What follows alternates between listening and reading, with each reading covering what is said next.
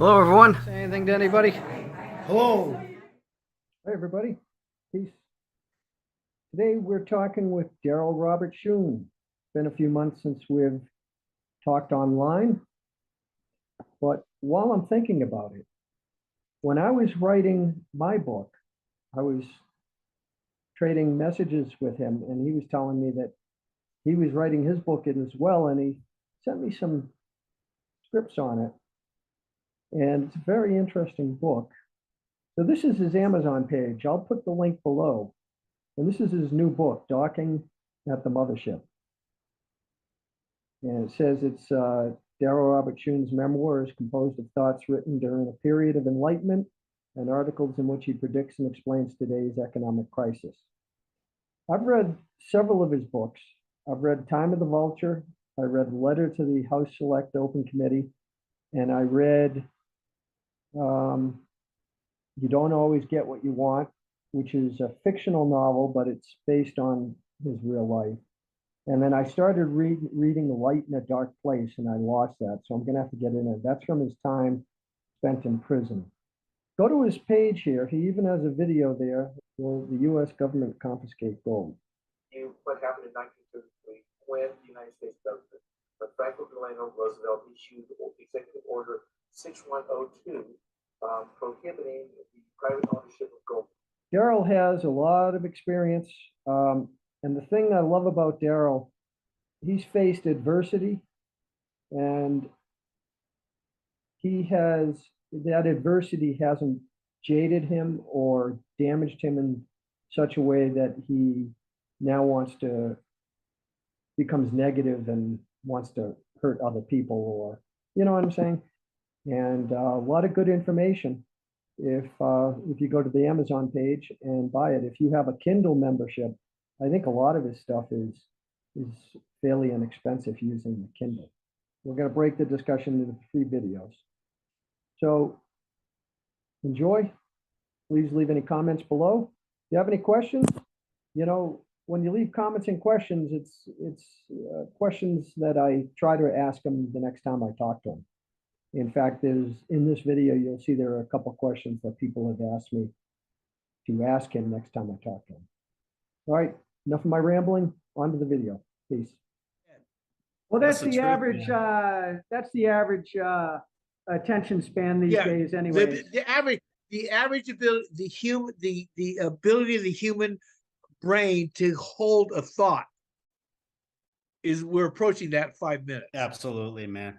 Well, you know how I notice it is, you know how YouTube started doing these like shorts now?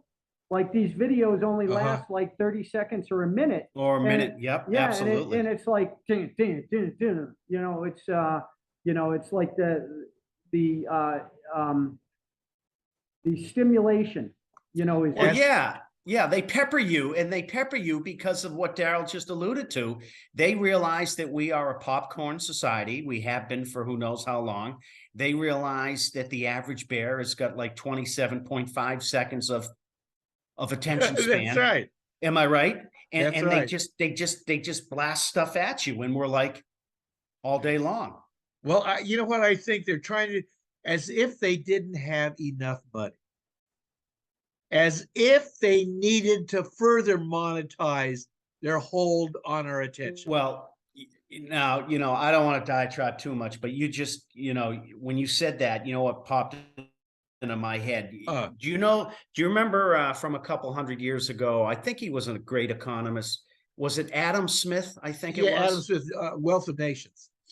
Yes. And didn't one of his thesis in there or something to the effect say, he talked about essentially, it's been a long time, but it just popped into my head where he alluded to that, ultimately at the end of the day, right? I mean, if you're a profit-oriented business, to make profit, okay. But then, how much is enough? Yeah. And oh, by the way, isn't part of the crux of a business to also, besides support customers, support, the workers themselves? In society, the social contract. Yes. The social contract. Right. And where do you underline social contract? Yes. That in the face of greed is never ever acknowledged. Right. So where do you draw the line? How much is enough? Well, Until the employees, sorry to interrupt, become Yeah, total until they have- slaves. Become until they have a total slaves at revolution. that point. Absolutely. They don't draw the line. And because of that, we're in where we are. But that's what my, you know, the point is that before I started studying money, which was in the 1990s, all right, I never looked really, I liked money, but I never really studied it per se. After being in the Haight-Ashbury, all right, and having my clock turned upside down and my reality sock basically turned inside out, you know, it was like what I really began far before I began questioning money was questioning reality. What is this phenomenon? All right. Who are we? What the heck is going on? All right. I mean, what's happening? And what happened is that I came to certain conclusions about the context before I started studying money. And what I believed in, and David, is that in the big picture, money is only a small part of the bigger picture. There is a bigger picture, which overrides the whole thing. All right. But we don't believe it anymore. That's what my belief is. In the 20th century or 21st century now, we have cultural superstitions. All right. Just like we look back on earlier cultures and we see, oh, look, they had all their superstitions. They thought the sun was a god. All right. And in fact, what we think one of their superstitions was that there even was a God. All right. One of the major underlying cultural superstitions of our times is there is no other cause except us. All right. There is nothing except us. We are cause in the universe. I believe that to be a superstition of our times. All right. No matter how deeply it's held or how widely the belief goes, people believe that. And just like at a certain time, it was a common cultural belief that the earth was flat. All right. And if that belief hadn't changed, I can tell you, I would believe it's flat. Why? Because I look out there, it's flat. All right. But evidently, there's enough data to support the belief or the theory that it's not flat. That in fact, we're sitting on a sphere called the Earth that's blasting through the universe at a speed that I can't even consider to be true.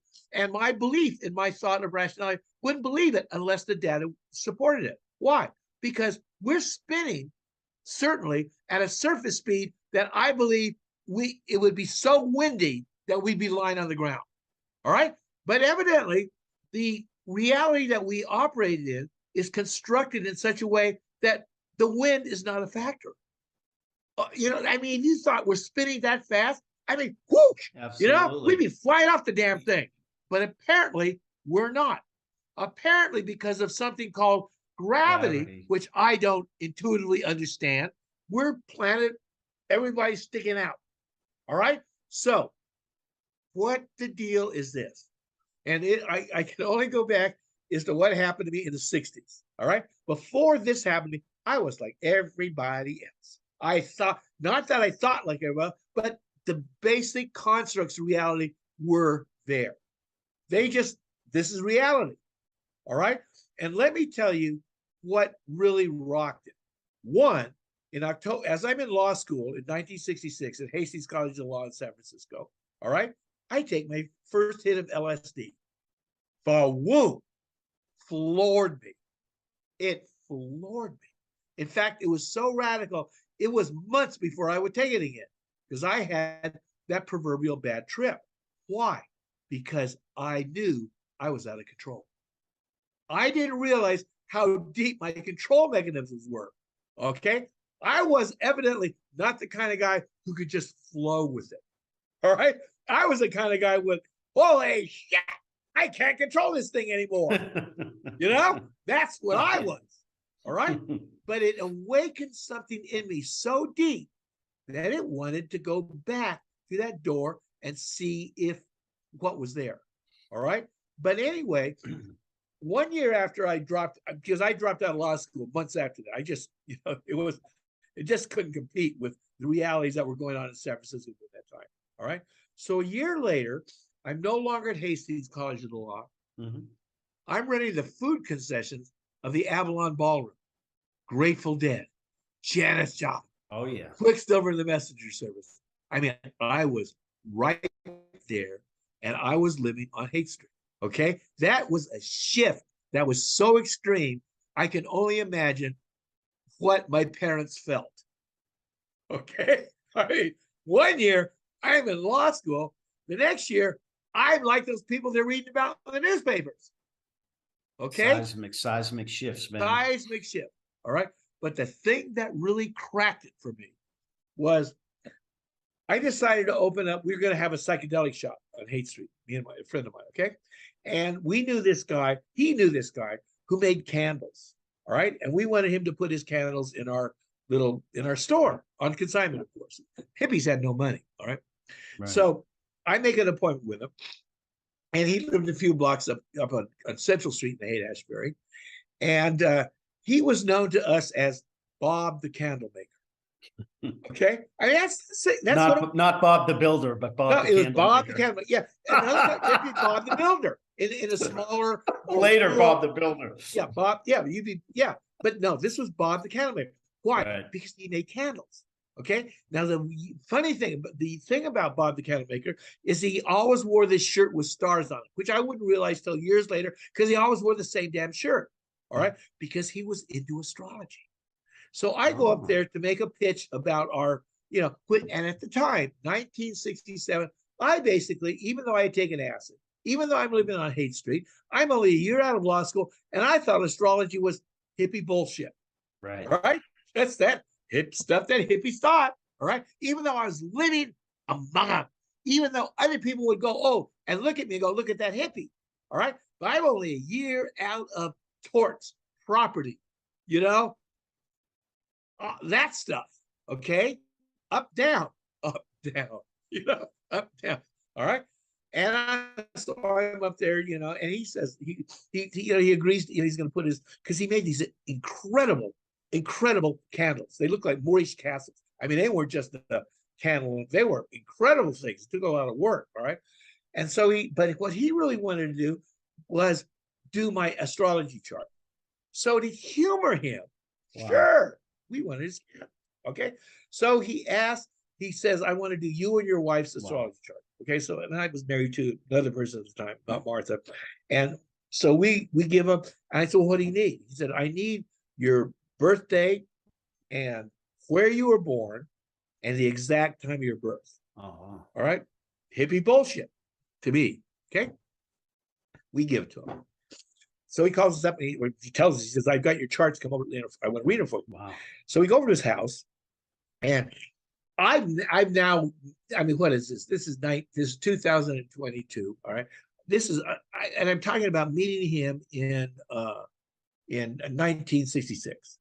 Okay. Wow. 67. So that's a long time ago. Absolutely, right? Man. All right. So he does my chart and he does my wife's chart. All right. So he's reading it. And I don't believe this stuff with the get-go. I'm just humoring him. And I've known him for decades. And let me say this. He is not a particularly intuitive person. I found out later he was a teaching assistant at Berkeley with a graduate degree. All right. But I didn't know this then. He was Bob the Candle Maker to me. All right. The Haight-Ashbury was filled with very interesting people. So he's opens up a book. He's got a picture of the heavens. All right. Like those ephemeris. Oh, wow.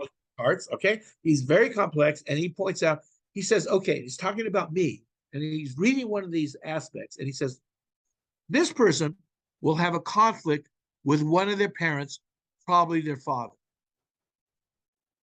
Now, I am 22 years old. I've been at war with my father since I was 5. And I mean war. Wow. This war would not end until probably 30 years later when my mother died and it brought us together like, hey, how are you? Okay. I mean, it was so big. It just stopped the war. But I've been at war with my father since I was 5 years old. Wow. All right. Now, holy smokes, that was a direct hit. Okay. Absolutely. Okay. Blah, blah, blah. So then he goes on, he goes to my wife and he says, because he's reading it from a book. He's not like, he's not psychic. He's, this person has a certain conjunction between certain planets, like, blah, blah, blah, blah, blah, blah, And he says, this person with this aspect will be separated from one of their parents at an early age, leaving them very insecure. Her mother had died when she was 12 years old and blew her out. All right. Another direct hit. 2 for Now, 2. there I am, 2 out of 2. I don't know what else he said, because those 2 were so big, it wasn't by accident. All right. When I was in college, I had taken psych courses and I knew about Kretschmer and his mesomorphs and his endomorphs, and which is basically fat people are like this, skinny people like that. That's pretty basic. And that's what psychology was teaching at the time. Physical characteristics according to personality. This, which made no sense to me, was so, it was like, holy smokes. So I'm walking home, and on my way home, I was thinking about what just had happened. And the thought came to me that if this was true, if astrology was true, I didn't know if it was true, but it certainly blew a hole in my thought that it wasn't true. All right. I could Absolutely. no longer say this wasn't true. And so if it were true, what it meant was this. Each and every one of us was connected to the universe. How? How did that happen? Because if I had a chart, which I did, which we all do, whether it's written out or we know about it, or anybody's ever done it, that explains my life path, and the chart was constructed from a map of the heavens, which is the universe, that meant we were connected to it. All right? And the second question was, if this were true, where was the free will? If I was going to have a war with my father, it had nothing to do with him being an asshole or me being rebellious or none of that. Or if my wife was insecure, it had nothing to do with that because it was baked in the cake. It was baked in the cake. And if I had it, you had it, and everybody had it. Because if I had it and had no idea of it before a half hour ago, it was just as true when I was 5 years old and the war with my father started. That chart could have been read by my mother when I was born and go, this kid's going to have an issue with probably his father. All right? Outside of our frame of time and space. So you got to realize how radically upsetting that was to the superstitions of our culture. Just took the thing inside out. And that's why the hippies started looking at reality, not just because of acid. Acid opened us up. But what we found about reality, that's why we started believing in astrology, reincarnation, started going to India, oming, meditating, natural foods on the net back in the 60s. All right? So, open the psychic phenomenon. So by the time the idea of money reared in my head in the 1990s, I had a very different view of what this phenomenon was than most anybody else. My view was so radical, I just stopped talking to people. Why? Because hippies, we found out we were an outlaw society. We were basically an outlaw society. You know how all the crap now is, oh, they're going to turn us into a police state. Oh, there's going to be a police state. We lived through a police state. We were at the butt end of a police state. All this stuff now, marijuana is legal, sort of now. 40 years ago, people were getting life for a joint. So so when people talk about, oh, we're going to be a police state, I have very short patience when they start going that way. We've been in a police state. It was just other people that were going to jail. And because it wasn't you didn't think we were in a police state. Now that you think they're going to do to you, you're all up and huffy about a police state. We know what a police state is. Alexis de Tocqueville, who wrote a book called Democracy in America, predicted that America in the future would become a tyranny. Mhm. And what was his basis? He says, when rule is determined by a majority, they are capable of doing things that override the rights of a minority because they have the majority and do not believe it to be a tyranny. Them, it's just majority rule. All right? We were the minority, the hippies.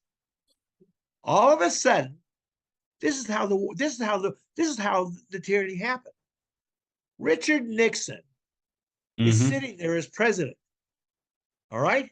Good old And Dickie. Ehrlichman Hall, this is back in the 70s, all right? Oh yeah. And Ehrlichman said later this. He said this.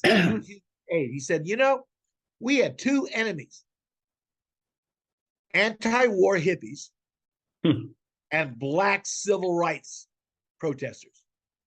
And we couldn't throw people in jail for being against the war or for wanting civil rights, but we could throw them in jail for drugs.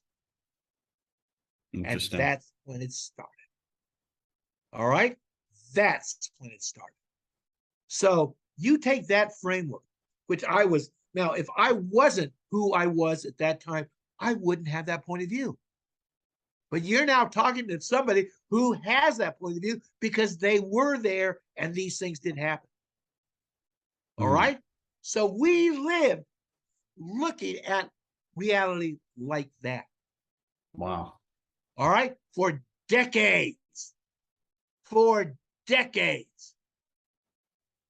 All right? So that formed the way I saw America or the way I saw this country that we're in. So by the time the 90s rolled around and I began studying money, now why did I begin studying money? Yeah. I had never taken an econ course in college. My degree was in political science. All right. I was in 1 year law school, took acid, just dropped out. All right. And all of a sudden, not all of a sudden, in the 1990s, in the year 2005, I become an expert on money. I'm on websites. People are calling me up. I predict the economic crisis in my book, Time of the Vulture. All right.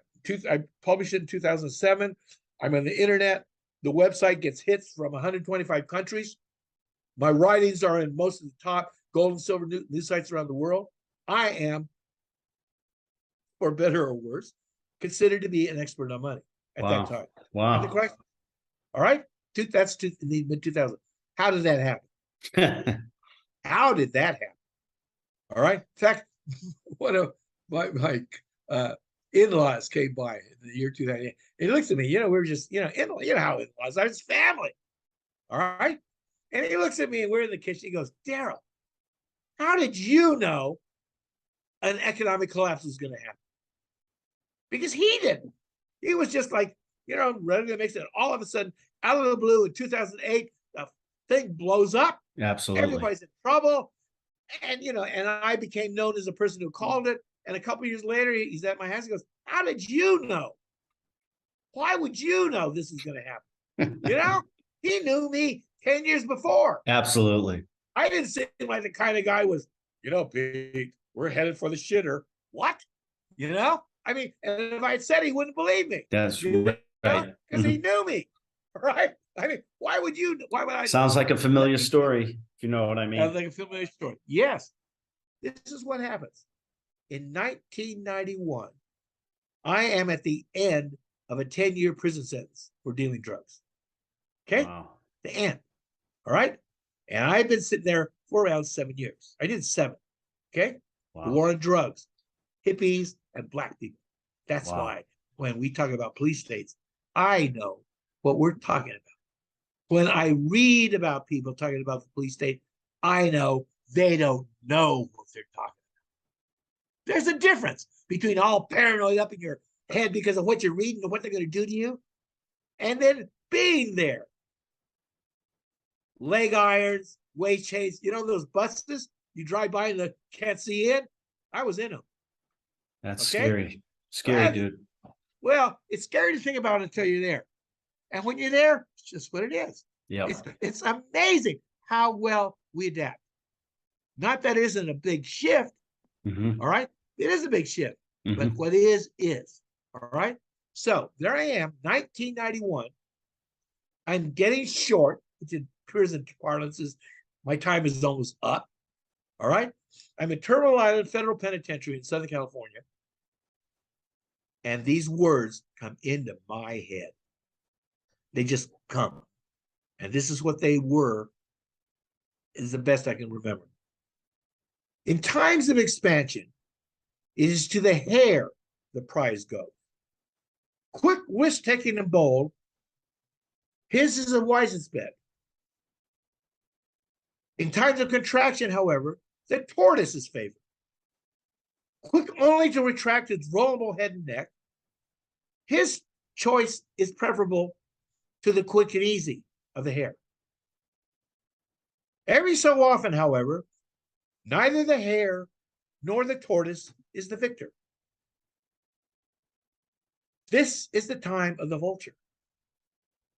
And the vulture feeds neither upon the stored up wealth of the bear, which lie buried beneath the rubble of economic collapse, or the passions of the bull. The vulture instead feeds upon the blind denial and ignorance of the ostrich. The time of the vulture is at hand. Mm. This comes to me in 1991, out of the proverbial blue. All right? I mean, out of the blue. And I write these words down because they are uncommon. And even for a person who's taken a more acid than a normal person should take, if you should take any at all right? And having had all these strange things happen to me, this was not the kind of thing that you wake up and go, oh, I wonder what kind of thoughts, like, kind of coming in. No, this was odd and unusual. All right?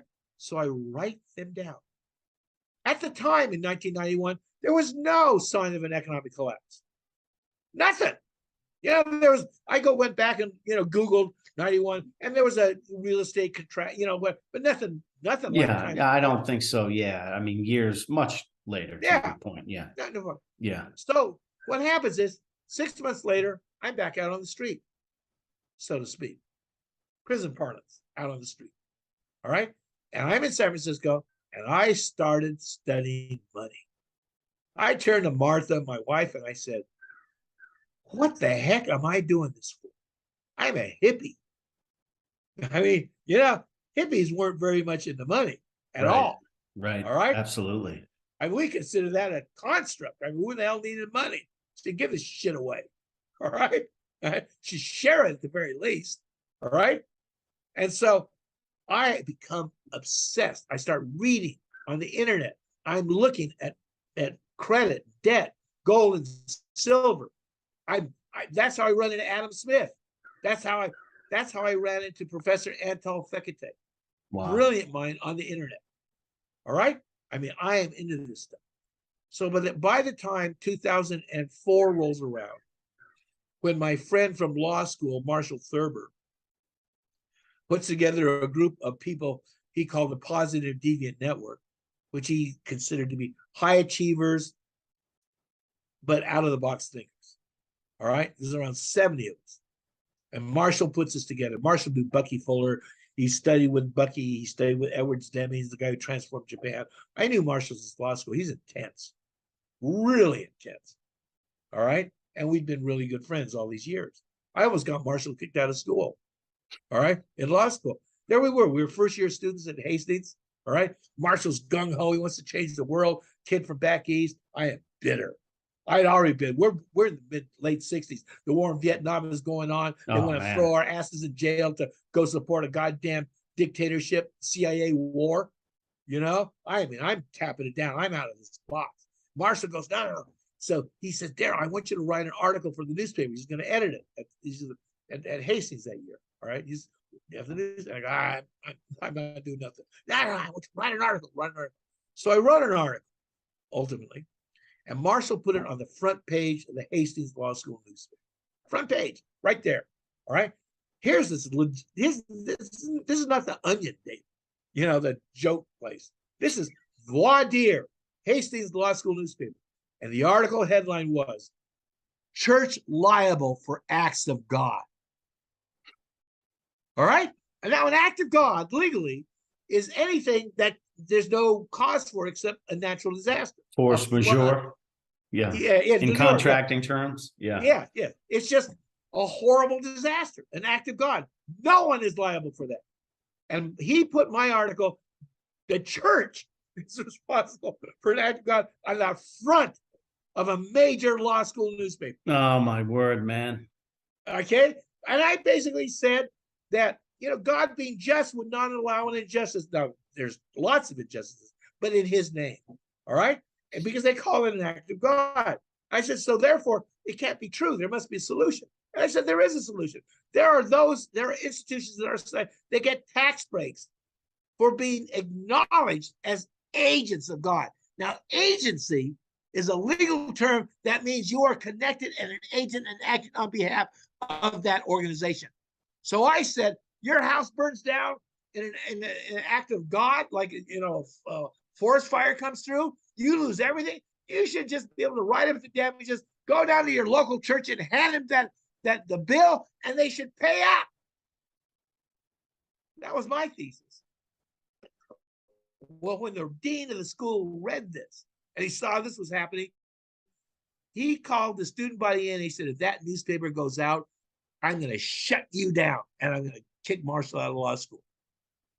The newspaper never was distributed. Okay?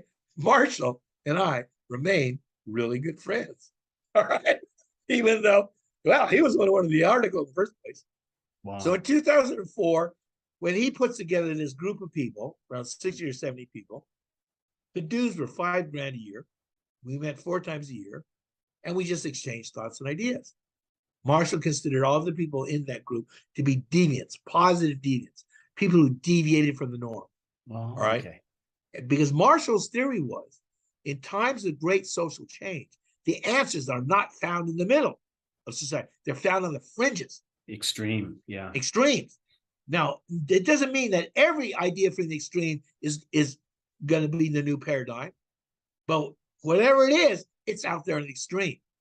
And it, as you move through the shift, those ideas get closer and closer and closer towards the middle, and eventually become the core of this new paradigm. All right. So that's what Marshall calls positive deviants. People who were way at the extreme, did not think according to the box, but had ideas. So he put this group, and Martha and I were members of it. All right. So in 2007, I decided, well, no, this is what happens. This is what happens. This is how, this throws more stuff on the fire. All right. That's 2004. Marshall puts this group together, and Martha and I are part of this group. We meet 4 times a year. Very interesting group of people. All right. In 2005 or 2006, we run into a psychic. Now, I'm not much into psychics, but because I'm a hippie, Edgar Casey, we knew, you know, it was part of the milieu, the cultural stuff that we did not dismiss out of hand. All right. As the parent culture does. The parent culture, their superstition is anything that you're not rationally thinking of, anything that can't be duplicated over and over again is not true. All right. That's why there is no God, because you can't prove it. All right. That's because the only thing that exists is the material world right here, because we can prove it exists. Anything other than that is a crap too. So you. That's basically how the parent culture thinks. All right. Being a hippie, we didn't think like that. All right. Big holes in our head where all sorts of crap blew through. All right. So we weren't that disposed to turn down the idea of psychic phenomena. Okay. One of the people we really followed was Edgar Casey. This psychic who in the early, part of the 1900s predicted these massive earth changes that were going to happen. All right. He predicted that a golden age was going to come after these earth events. And we, being hippies, believed it. I mean, we believed it. Just like those people who go to those churches and they read the doxology. In him we believe and have our movement, blah, blah, blah, blah, blah, blah, blah, blah, blah, blah. Blessed be the tie that binds, blah, blah, blah, blah, blah, blah. Well, we had our own loose form of doxology. which we sort of shared, and psychics were a part of it. All right. Well, we go and run into this psychic, never heard of him before, and he was rather extraordinary. All right. So I go, and we don't know him, and he's supposed to be real good. All right. Comes with the highest recommendation. Right. And what you did was this: when you had your meeting with him, you wrote down the names of people who they called were in spirit, which were to us were dead. All right. But to the mediums, to spiritualists, they weren't dead because you never die. You're just in and out. It's like, it's like as Shakespeare said, you're on stage here and then you're off stage. But that doesn't mean you're dead. It just means you're off stage, just like the people off stage aren't dead. You just don't see them anymore here on the TV screen. Yep. Okay? Yep. So we already believe. So he says, you write down the names of 5 people who are, well, back in 2005, I didn't know a whole lot of people that were on the other side. Now, I mean, most of the people I know are on the other side. I mean, I'm 77. Big change. Mhm. All right. Those 20 years, people start going off like flies. All right. Oh, Ain't that- man. Ain't that measles something? anymore. Yeah. Just starts going on. All right. But back then, not a whole lot of people. 5 people. So then he said he wanted you to write down 5 questions. All right. That you had, that you want to answer. So you do. Right? And then you sign your name on the piece of paper. Just sign it. And then when you went in to see this guy, you folded up that piece of paper and handed it to him. All right. Well, Martha goes in first. So I'm waiting for her. She's got, it takes 45 minutes, half hour. She goes in first. And when it's my turn, I'm walking down the hallway and she's walking towards me with this look on her face like, holy shit. I mean, she had a look on her face I had never seen on her face before. All right. I find out later what happened. All right. She tells me she had walked in the room, handed the psychic, the medium, Hoyt, that was his name, Hoyt Robert, piece of paper. Folded up. She said she folded up. She was sort of nervous to fold it up so tight that it was like a spit wad. All right. He just takes it in his hand. Doesn't open it up. Doesn't open it, right? Doesn't open. Holds it in his hand. All right. And she said, he looks at her and says, okay. He says, there's a Cosette here. That was Martha's mother. Not a usual name. Not She at goes, that's all. my mom. And then he says, there's a Jim here. You wrote down James. And he wants to know why. You called him Dad, and he wanted you to call him Daddy. Boom! Amazing. A direct hit. Just like that astrology thing with me back in the 67. Direct hit. Her father's name was James, but he was known by Jim. But when she wrote his name down, she just wrote down, James Hilda. Okay. And the rest was true. Amazing. Did want her to call him Daddy, but it was the war in Vietnam. And he was way up in the National Guard. All right. She didn't find out till later he was against the war too. But he didn't tell her that. All right. So there was that stuff. Yeah. So what happens is that Martha says, that's what the psychic told her. Martha says the next thing that happens is her father starts speaking directly through Hoyt, through the medium. Oh, boy. Sits up in the chair, and Jim, her father, says, well, I finally got the floor. All right. And Martha said he answered her 5 questions. She had numbered them. And he answered the question by the number. That's why when I saw her walking down that hallway, a half hour later, she had that look on her face. I didn't know this. I didn't know what had happened. So I go in that room and I hand Hoyt my piece of paper, which I just folded up. He doesn't open it up. He doesn't read it. He just holds it in his hand. And he says, there's a May here. I go, that's my mom. He goes, yeah. And then he said, there's a Hamilton. Now, this is my father who I had the war with. All right. And Hoyt is sitting there and he's listening and he goes, He wants me to know that he's a part of this project. Wow. That altered my relationship with my father. Because I'd always known my life was very bizarre.